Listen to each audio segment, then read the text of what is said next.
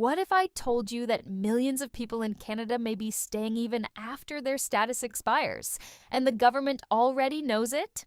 What if the real story about temporary residence, immigration selection and enforcement is not what you think? This House of Commons debate exposes something that could directly impact your job, your taxes, your rent, your safety, and the future of your children. Now, the big question need to think. Are 3 million temporary residents really expected to just leave when their paperwork expires? Or is there a systemic problem that no one is talking about?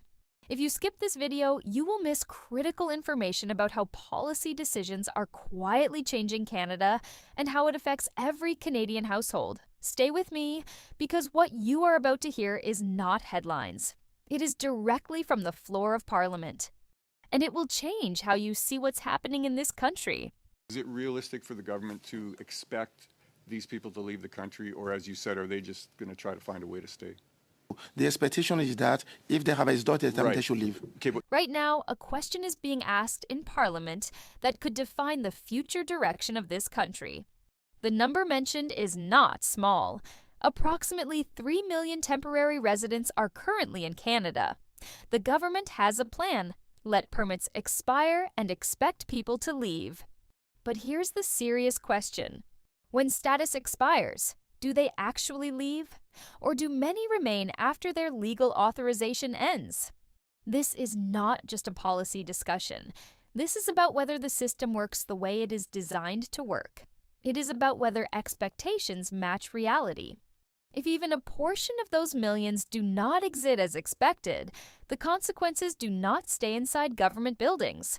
They affect communities, job competition, healthcare access, school capacity, and public safety. Listen very carefully to the question that is about to be asked, because it goes straight to the core of how this country manages immigration and enforcement. Mr. Amisu, we have approximately 3 million temporary residents in our country right now. The government has many plans to essentially expire their paperwork, and then they expect them to leave the country. In your experience, when a temporary resident's paperwork expires, essentially, do they leave the country, or do you run into folks who hang around after their paperwork has expired? What happens next if most people do not leave when their status expires? What happens when a system expects compliance but reality shows resistance? This is where the true gap between policy and practice becomes alarmingly clear. In this next response, you will hear an admission that is both shocking and highly concerning. Most of the time, temporary residents do not leave unless they are forced to, not voluntarily, not automatically, only when pressure is applied. Even then, many try to fight. They claim a right to stay, use legal appeals, and push back against removal. This creates a systemic issue that is slowly growing and hardly addressed. If millions are supposed to exit over time, but a significant number resist, is there any real capacity to handle this? Or is the system simply operating on the hope that most will comply? When expectations collide with reality, the pressure does not stay in government offices. It spreads to communities, public services, healthcare, schools, and the workforce. Listen carefully, because what you are about to hear reveals a hidden strain in Canada's immigration system, and it may raise more questions than it answers. Yeah, if they have a temporary resident permit, what ends up happening most of the time is that they tend to not leave. But when compelled, they do so. And most of the time they will go try to fight and then claim that they have a right to stay here. And as a rule of thumb from IWC, we encourage them to abide by the rules. What next will happen when people are expected to leave Canada, but many choose to stay? Or could the system we trust to control immigration be entirely unprepared for this reality? And next, the discussion turns even more real. The question is straightforward. Is it realistic for the government to expect people to leave when their status expires?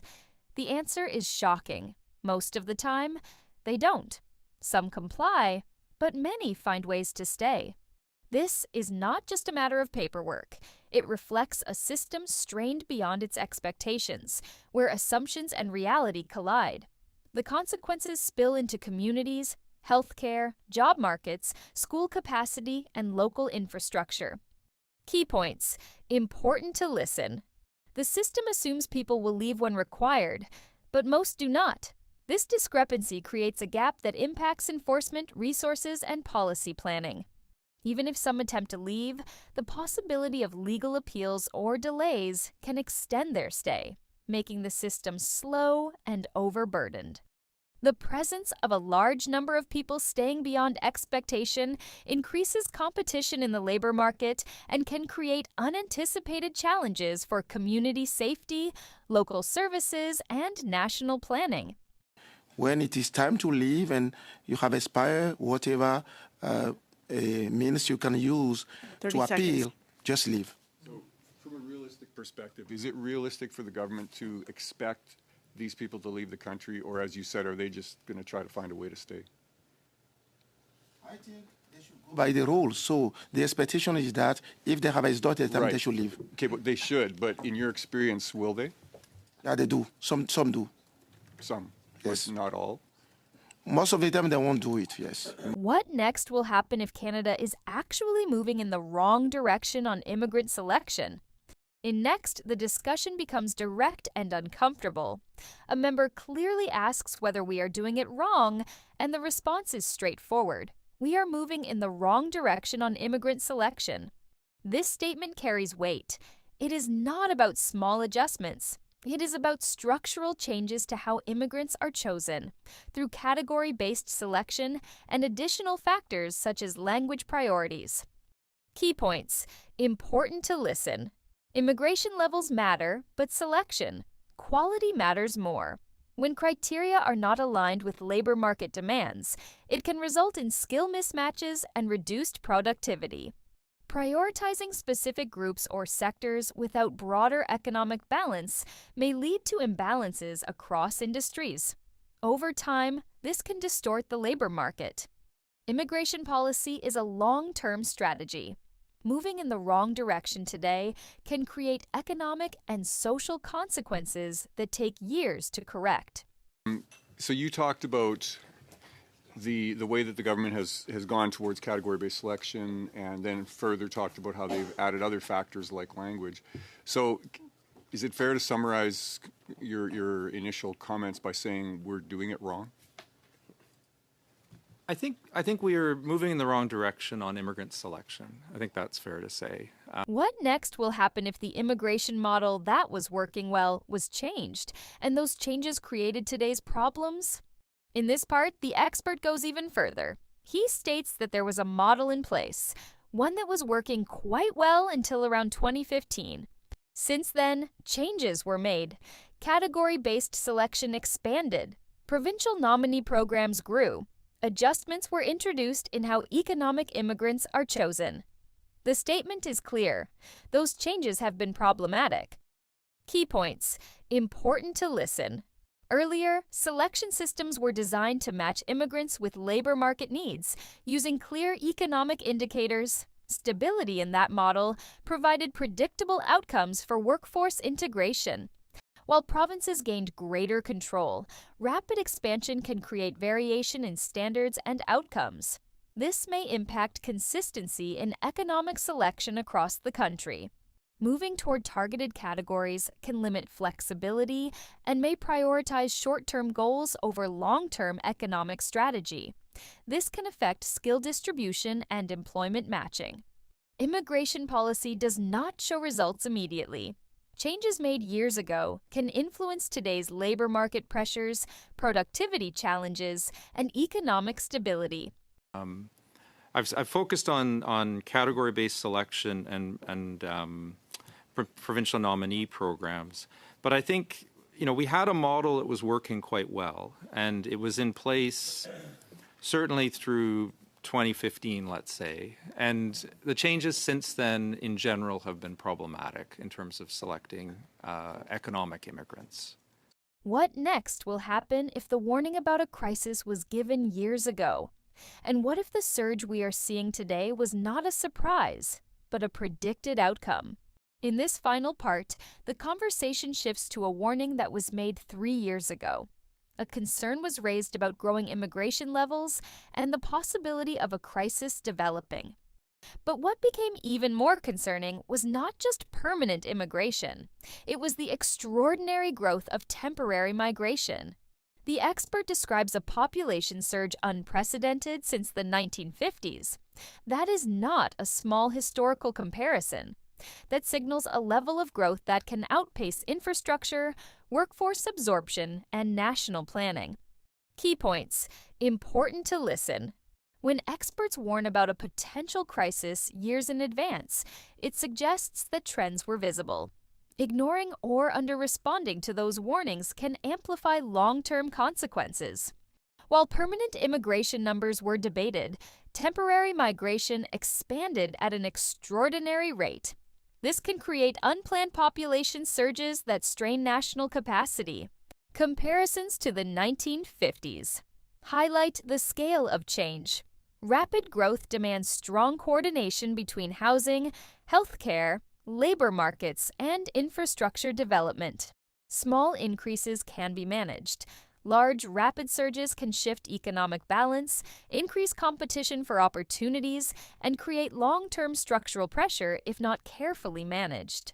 3 years ago, I saw an article that you wrote where you essentially warned the government that a crisis was coming. Am I correct in that? And what was the logic of that? I mean, I think we were concerned about the growing numbers, the growing level of permanent immigration.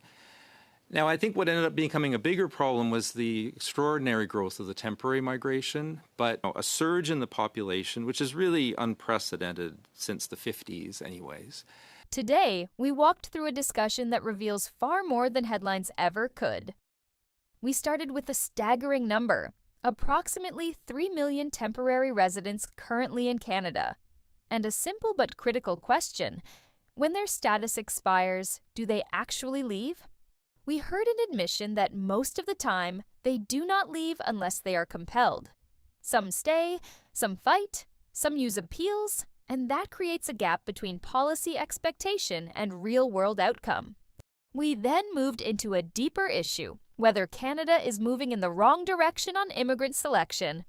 An expert clearly stated that the country may be heading the wrong way, especially after policy changes made around 2015.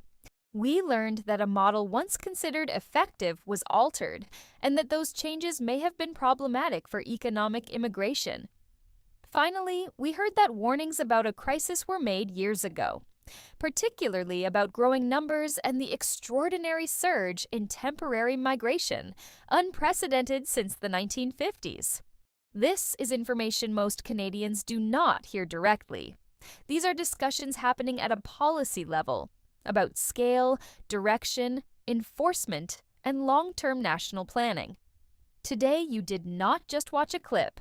You understood the context, the consequences, and the bigger picture. If you value this kind of breakdown and real discussion, make sure to subscribe Canada Insight Network for latest updates regarding immigration news, Canada current affairs, more House of Commons breakdown, and new projects coming into Canada.